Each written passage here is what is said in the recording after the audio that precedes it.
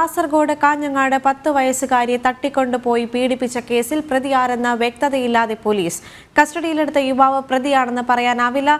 CCTV ദൃശ്യങ്ങളിലും വ്യക്തതയില്ല. വിവരങ്ങളുമായി ദിസ്ന സുരേഷ് ചേരുകയാണ്. ദിസ്ന, ഇപ്പോൾ പോലീസ് പറയുന്നത് ഇയാൾ പ്രതിയാണോ എന്ന് ഉറപ്പിച്ച് പറയാൻ സാധിക്കില്ല എന്ന് തന്നെയാണ്. ഇപ്പോഴും ആശയക്കുഴപ്പത്തിൽ തന്നെയാണോ പോലീസ്? തീർച്ചയായും ദേവിക, ഈ പ്രതി എന്ന് സംശയിക്കുന്ന ആളുടെ CCTV ദൃശ്യങ്ങളൊക്കെ തന്നെ ഈ നിർണായക തെളിവായി നമുക്ക് ലഭ്യമായെങ്കിലും സംഭവവുമായി ബന്ധപ്പെട്ട് ഇയാളെ പ്രതിയാണെന്ന് പറയാൻ കഴിയില്ല എന്നൊരു കാര്യമാണ് പോലീസ് പറയുന്നത്. ഇയാളുടെ DNA പരിശോധനയ്ക്കൊക്കെ തന്നെയും അയച്ചിട്ടുണ്ട്. ഈ റിപ്പോർട്ടൊക്കെ പുറത്തു വന്നതിന് ശേഷം മാത്രമേ ഇയാൾ പ്രതിയാണെന്ന കാര്യം വ്യക്തമാക്കാൻ കഴിയുകയുള്ളൂ എന്നൊരു കാര്യമാണ് പോലീസ് പറയുന്നത്. CCTV ദൃശ്യങ്ങളിൽ നിന്ന് തന്നെ വ്യക്തമാണ്, ഒരു വ്യക്തി ഓടിപ്പോകുന്നതായാണ് കാണുന്നത്. എന്നാൽ കസ്റ്റഡിയിലെടുത്ത യുവാവ് തന്നെയാണോ ഇത് എന്നതിനെ പറ്റി സ്ഥിരീകരണമില്ല. കുട്ടിയുടെ മൊഴിയിലടക്കം കുട്ടി പറയുന്നത് മലയാളം സംസാരിക്കുന്ന ഒരു വ്യക്തിയാണ് തന്നെ തട്ടിക്കൊണ്ടുപോയത് എന്ന് മാത്രമാണ് കുട്ടിയുടെ മൊഴിയിലും രേഖപ്പെടുത്തിയിരിക്കുന്നത്. ഈ സംഭവവുമായി ഒക്കെ ബന്ധപ്പെട്ട് നമുക്ക് പറയാൻ കഴിയുന്നത് അന്വേഷണത്തിൽ 50% മാത്രമേ ഇയാളാണ് പ്രതിയെന്ന് പറയാൻ കഴിയുകയുള്ളൂ എന്നൊരു കാര്യമാണ് ഇപ്പോൾ പോലീസ് വ്യക്തമാക്കിയിരിക്കുന്നത്. ദേവിക, ദിസ്ന, നേരത്തെ കുട്ടിയുടെ മൊഴി അനുസരിച്ച് പറയുകയാണെങ്കിൽ സംഭവത്തിന് ശേഷം 4 വീട് അപ്പുറത്താണ് കുട്ടിയുടെ വീട്, നടന്നു പോയിക്കോളൂ എന്നൊക്കെ പറഞ്ഞ് പ്രതി കുട്ടിയെ വിട്ടയച്ചു എന്നൊക്കെ മൊഴിയിൽ പറഞ്ഞതായി നേരത്തെ റിപ്പോർട്ടുകൾ പുറത്തു വന്നിരുന്നു. അപ്പോൾ 4 വീടിനപ്പുറത്ത് വെച്ചാണ് സംഭവം നടന്നിരിക്കുന്നത്. കുട്ടിയെയും കുട്ടിയുടെ കുടുംബത്തെയും വീട്ടുകാരെയും എല്ലാം നന്നായിട്ട് അറിയുന്ന ആൾ തന്നെയാണ് ഈ കൃത്യം നിർവഹിച്ചിരിക്കുന്നത് എന്ന് വ്യക്തമല്ലേ?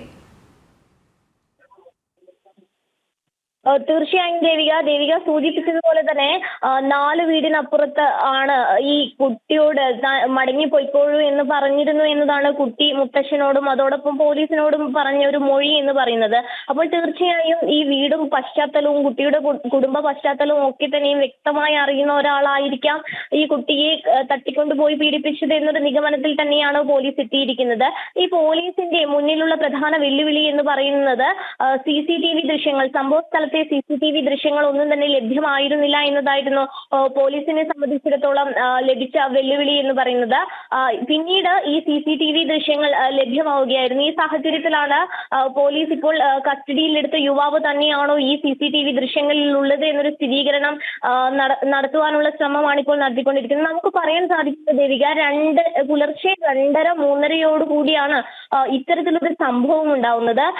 അപ്പോൾ ഈ കുട്ടിയുടെ കുടുംബ പശ്ചാത്തലവും ഈ കുട്ടിയുടെ മുത്തശ്ശൻ പുറത്തു പോകുന്ന സമയമൊക്കെ തന്നെയും വ്യക്തമായി അറിയുന്ന ഒരാൾ തന്നെയാണ് ഇത്തരത്തിലൊരു പ്രവൃത്തി ചെയ്തത് എന്നൊരു ആരോപണം ഒക്കെ തന്നെ ഈ നാട്ടുകാരുടെ ഭാഗത്തു നിന്ന് നേരത്തെ തന്നെ ഉയർന്നു വന്നിരുന്നു. പക്ഷേ ഈ കസ്റ്റഡിയിലെടുത്ത യുവാവ് തന്നെയാണോ ഈ കുറ്റകൃത്യം നടത്തിയത് എന്നതിന്റെ സ്ഥിരീകരണം ലഭ്യമാകാത്ത സാഹചര്യമാണുള്ളത്. ഇതിന്റെ അടിസ്ഥാനത്തിലാണ് ഇപ്പോൾ ശാസ്ത്രീയ പരിശോധനകൾക്കടക്കം യുവാവിനെ വിധേയമാക്കിയത്. ഇതിന്റെയൊക്കെ തന്നെയും റിപ്പോർട്ടിന്റെ അടിസ്ഥാനത്തിലായിരിക്കും ഇയാൾ തന്നെയാണോ ഈ കുറ്റകൃത്യം ചെയ്തത് എന്നൊരു സ്ഥിരീകരണം ലഭ്യമാവുകയുള്ളൂ. ദേവിക, ദിസ്ന, ഇപ്പോൾ കസ്റ്റഡിയിലിരിക്കുന്ന യുവാവിന്റെ മൊഴി പോലീസ് രേഖപ്പെടുത്തുന്നുണ്ടെന്നറിയാൻ സാധിക്കുന്നുണ്ട്. ഇതിൽ നിർണായകമായ വഴിത്തിരിവുകളോ നിർണായകമായ വിവരങ്ങളോ ലഭിക്കാത്ത പശ്ചാത്തലത്തിലാണോ പോലീസ് ഇത്തരത്തിലൊരു പ്രസ്താവനയിലേക്ക് പോയിരിക്കുന്നത്? തീർച്ചയായും ദേവിക, പോലീസിന്റെ മുന്നിലുള്ള ഏറ്റവും വലിയ വെല്ലുവിളി എന്ന് പറയുന്നത് ഈ കുട്ടിയുടെ മൊഴി മാത്രമാണ് പോലീസിന് മുന്നിൽ തെളിവുകളായി ലഭ്യമായിട്ടുള്ളത്.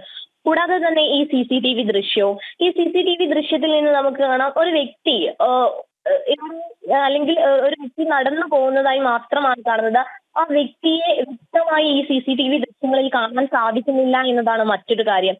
ഈ സംഭവവുമായി ബന്ധപ്പെട്ട് പ്രധാനമായും പോലീസ് പറയുന്നത് അത്തരത്തിൽ ഈ അറസ്റ്റിലായ അല്ലെങ്കിൽ ഇപ്പോൾ പ്രതിയെന്ന് സംശയിച്ച് പോലീസ് കസ്റ്റഡിയിലെടുത്ത യുവാവ് തന്നെയാണോ ഈ കുറ്റകൃത്യം ചെയ്തത് എന്നതിനെ പറ്റി വ്യക്തതയില്ല. ചോദ്യം ചെയ്യലുകൾ നടന്നുകൊണ്ടിരിക്കുകയാണ്. കുട്ടിയുടെ മൊഴി മലയാളം അറിയാം, മലയാളത്തിലാണ് തന്നോട് ആ വ്യക്തി സംസാരിച്ചത് എന്നൊരു മൊഴി മാത്രമാണുള്ളത്. സംഭവവുമായി ബന്ധപ്പെട്ട് വലിയ രീതിയിലുള്ള ആരോപണവും നാട്ടുകാരുടെ ഭാഗത്തു നിന്ന് ഉയർന്നു വരുന്നുണ്ട്. സംഭവം നടന്നിട്ട് ഇത്രയും മണിക്കൂറുകൾ പിന്നിട്ടിട്ടും പ്രതിയെ പിടിക്കുവാൻ കഴിഞ്ഞിട്ടില്ല എന്നതും വലിയൊരു രീതിയിലുള്ള പ്രതിഷേധമാണ് നാട്ടുകാർക്കിടയിൽ ഉളവാക്കുന്നത്. ദേവിക, ഉടൻ തന്നെ ഇത്തരത്തിലൊരു സ്ഥിരീകരണം ഉണ്ടാവും എന്നാണ് പറയുന്നത്. അതിനാണ് ഈ ശാസ്ത്രീയ പരിശോധനയ്ക്ക് അടക്കം പ്രതിയെ വിധേയമാക്കിയിട്ടുള്ളത്. ആ റിപ്പോർട്ട് ഒക്കെ തന്നെയും വന്നാൽ ഈ കസ്റ്റഡിയിലെടുത്ത യുവാവ് തന്നെയാണോ ഈ കുറ്റകൃത്യം ചെയ്തത് എന്നതിനൊരു സ്ഥിരീകരണം ഉണ്ടാവും എന്നാണ് പോലീസ് പറയുന്നത്. കാഞ്ഞങ്ങാട് DYSPയുടെ നേതൃത്വത്തിൽ 25 അംഗ അന്വേഷണ 25 പേരടങ്ങുന്ന അന്വേഷണ സംഘമാണ് ഈ കേസുമായി ബന്ധപ്പെട്ട് അന്വേഷണം നടത്തുന്നത്. എന്തായാലും ഈ ഒരു ശാസ്ത്രീയ പരിശോധനയുടെ അടിസ്ഥാനത്തിലായിരിക്കും ഇനിയൊരു സ്ഥിരീകരണം നടത്തുക എന്നതാണ് നമുക്ക് അറിയാൻ സാധിച്ചിട്ടുള്ളത്. ദേവിക, ശരി, സമഗ്രമായ റിപ്പോർട്ടുകൾ പങ്കുവയ്ക്കുകയായിരുന്നു ഞങ്ങളുടെ പ്രതിനിധി ദിസ്ന സുരേഷ്.